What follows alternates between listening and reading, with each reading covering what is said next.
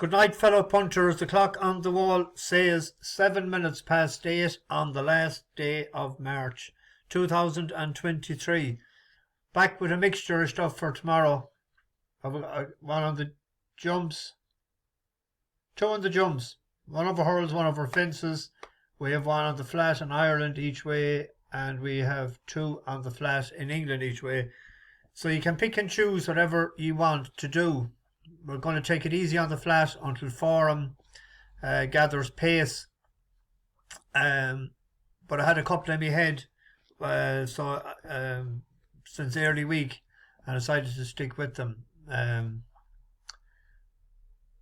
Conditions sort of suit. But that doesn't say they'll win, because we don't know anything about the draw. I'm not sure about the ground, different things. We had a good enough day again today. Our strongest bet went in, and he drifted like a barge, hardy bloke, and he kicked every hurdle, or half the many went in front of him, and went out to 6-1 in running. But he never looked to be in total difficulty or distress. I was just ready to push the button, but I was happy to stay as I was, because with the drift from 9-4 and 2-1 out to 130, I was happy with the extra few quid that I won, and I hope the people on the bus done the same. The one of the first race, just trading at 1-4, and I said to a fellow beside me, he's not running like a 1-4 shot, because he wasn't getting up high enough at times in the fences, and the next thing then he didn't fall, he pegged your man out over the top of his head, and Rachel didn't do what I thought she might do today. I thought she might keep closer up to the pace to give a freebie to the one in front, who never had won a chase, was only placed in 14 other lifetime starts. So that's what happens. They thought he'd come back, he didn't, and so we were third. But I didn't back it each way, because because if there was 8 I would have at 5 last night. But we took a few pounds, so hopefully we might be able to finish off the week tomorrow. Well, we have Sunday, of course. Monday starts off the week.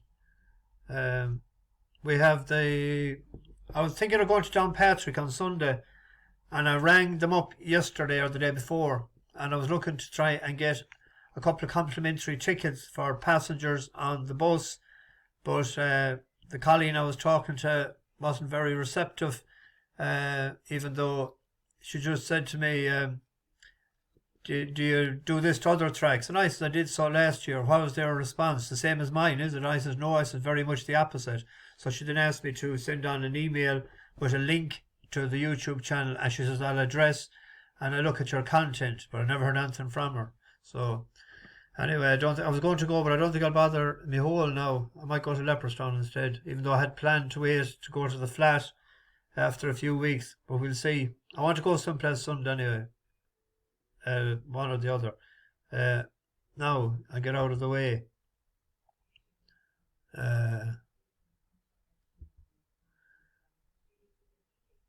Tomorrow, the 2:45. Somebody was going to Uttoxeter tomorrow,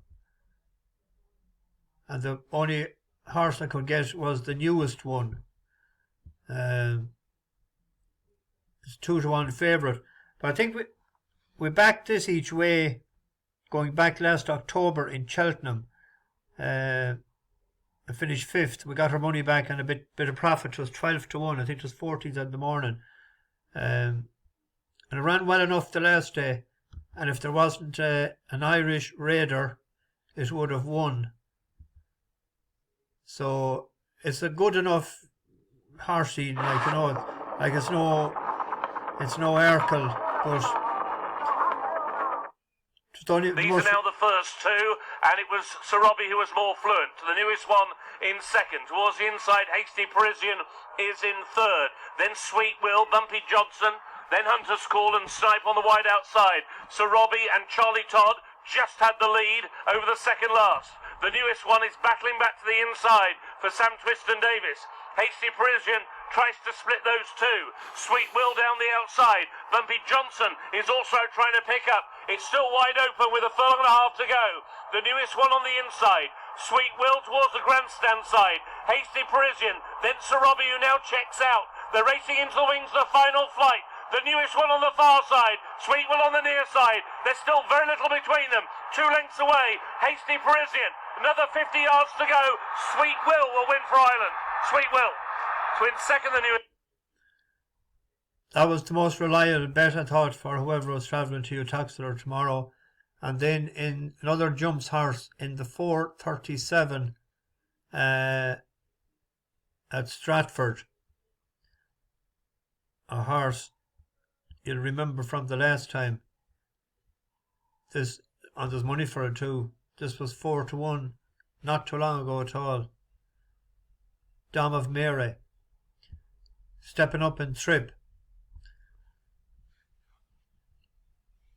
It was well, let's see, we have it here, haven't we? It's at the back of the pack, back of the field with the red hat. Twice before, he's a big price today. The big lens, the outside, Orrisdale ahead of Dibbledecker, striking opposed Dom of Mary. Wilsting is going to be pulled up as they turn for home. The 12-year-old Paddy's Poem in front of the big lens, and Alex Chadwick in second. Dibbledecker waiting to pounce in third. Rocky Lake plugging on in fourth, ahead of Dom of Mary, looking to raise a late effort. Striking opposed Orrisdale as Wilsid as they come to the second last, and over it just in front, James Davis and Paddy's Poem. Dibbledecker delivered the inside. Dom of Mary is staying on well, having been struggling. Then the big lens. Here's the final fence. Dibbledecker over in front of Paddy's Poem, who's now struggling. Dom of Mary still staying on in the hands of Keelan Quinn, but it's Dibbledecker in front of Dom of Mary. Then the big lens. Dibbledecker is hard fought. He's in front by just over a length. Dom of Mary getting to the girth of the leader. Dibbledecker, Dom of Mary. Here comes the line. Dibbledecker and Dom of Mary in a photo for the John Big Oxo. Then Lost by a nose that day. The minimum you can lose by. Now, this is another, it's a very decent races because you have Vision to Flow on quite enough. They're decent animals. But the extra 2.5 furlongs is a big plus to Dom of Mary, carrying Tinstone 8, 7-year-old, Keelan Quinn. You know, it has won a bumper. It won over hurdles. So we'll give it a chance to redeem. We got our each way money back the last day, but it'd been a grand defeat because we're back to that 5-1. On to the flat. There's 2 in Doncaster. There's a horse, and somebody put it up in the comments last night. Fast Response. He done us a few great turns last year. He's out of Fast Company. You know how I love them fast companies on hot, deep ground. He won for us in October twice, and then he won again in November. He beat Tarib. He actually went from 18s to 8s into that. He was way out at the weights, but the ground that suit him. And it's Doncaster he has won in twice. But Carol Burke hasn't had a winner, I think, since the 15th of February or something. I thought that we'd give him a couple of runs or a run and get him on soft ground. I thought Asjad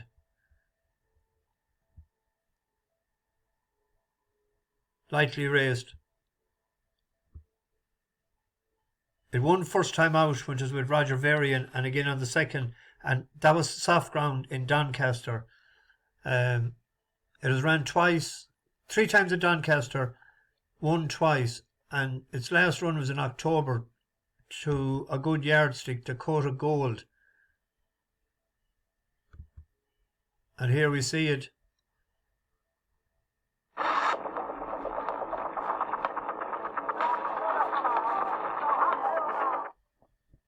Dakota Gold leading then from Mr. Wagyu over on the far side. Mums Tipple's white face poised to strike. Just Frank being ridden along. Asjad is still travelling well behind Mums Tipple, his old rival. Then over on the far side, Magical Spirit, last year's winner, who's cruising up into contention as they leave the 2 furlong pole behind them. Dakota Gold being ridden along now to maintain the advantage. They're all queuing up the challenge behind him, but he's digging deep as always. Asjad now moves up into second. Magical Spirit. Here's Mums Tipple under pressure behind them. Dakota Gold is so game though. Asjad having to dig deep, drawing alongside. Dakota Gold is fighting back. Asjad and Dakota Gold to the line they go. Oh, that is so tight. It was very hard to know which one as they crossed the line, but it was defeated by a head. But Dakota Gold runs really well on soft or heavy ground as well. I thought Asjad. El Caballo hasn't ran since Royal Ascot. I think we backed it that day in Ascot. It was in the Commonwealth Cup. It had won in Newcastle on Good Friday, beat Tiber Flow by a short head. But I don't know what happened to that day. But I was looking at it, that was second first time out in Doncaster, and the other one won first time out. So Asjad was the one. On to the Lincoln, the big race of tomorrow's flat meeting.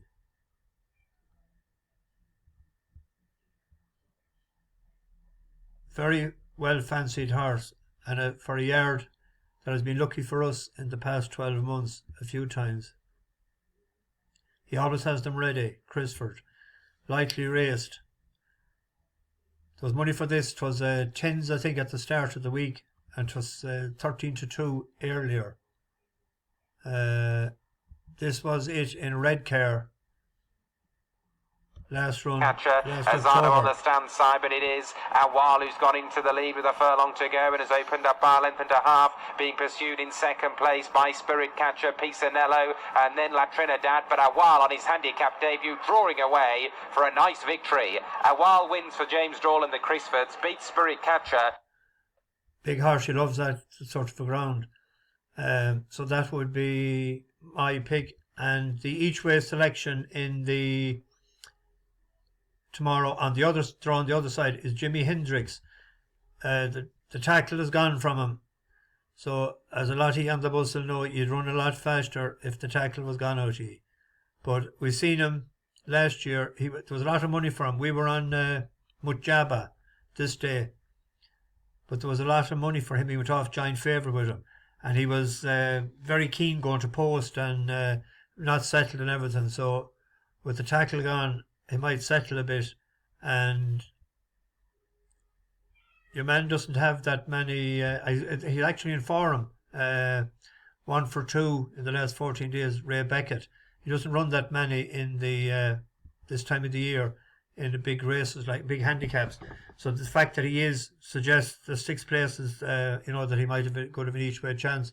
There's one I looked at in Bellewstown. A mile 6 soft to heavy. Benz, it's 11-2 there.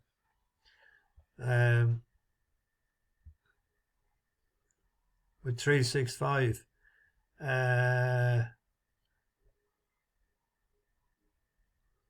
Which race was this the one? Yeah, that was when he ran over hurdles. He was 107, so if you took 40 off that, that'd be 67. And you see who was fourth? Hardy Bloke, 6-4 favourite. And he was rated 109 at the time, so he's went up. He's in the 120s now. No, 115 today, wasn't it? But my eye was drawn to that. And the fact that he is, we were saying, 67 he should be. And he's on basement mark of 48, and Declan McDonough, one of the top jockeys in Ireland, rides. So he's an 11-2 shot. I thought he'd be an each way bet tomorrow. He's drawn 6, so he can get him into position.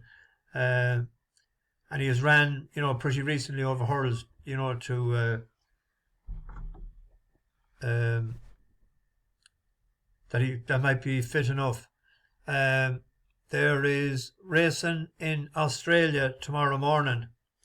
There's a race at 5 to 6 for newcomers to the bus. Somebody tipped up, I think it was Andrew Dunn, Giga Kick at 33 to 1 when it won. It was Craig Williams was riding him that time, but he's a favourite about 3 to 1 with 365. Zach Purton takes the ride. I don't know, your man suspended or is he injured? And the race 8 is the Doncaster Mile. That's on at 25 to 7 tomorrow morning. Mr. Brightside is the favourite for that. But they're expecting a lot of rain, I was reading. And there's a few horses there. My Oberon, he used to be with Haggis in England. Duke de Sessa used to be in Ireland. That ran in the Melbourne Cup, did it not? Nugget is another horse. But Protagonist for Haggis, he's down there. And he won on his first run down there lately. On ground that wouldn't have been suitable for him. With the rain, he's a 10 to 1 shot. He might have an each way bet on that, but I'm not sure about the draw. If there's anyone from Australia or anyone clued in to help us out, leave it in the comments. And the Australian Derby is on at 7:15 tomorrow morning. I'll stay up all night. The favourite is Sharp and Smart. Hugh Bowman, he used to ride over here for Mick Channon years ago. People would remember him. I'm not sure, is there any Japanese in it? I didn't get time the last couple of hours to have a gander through it. If there's anyone else to give us a helping hand with selections, I've backed Ziga, or the sprinter. What do you call it is in that as well? The one that won the Kingston Stakes Nature Strip. But that's an 8-year-old now. So the owners actually own 2 horses. They own Passive Aggressive, isn't it, as well? And that was second the last time. But Giga Kick, he wasn't off a yard, I thought, the last time. He came from Stone Cold last in the stretch.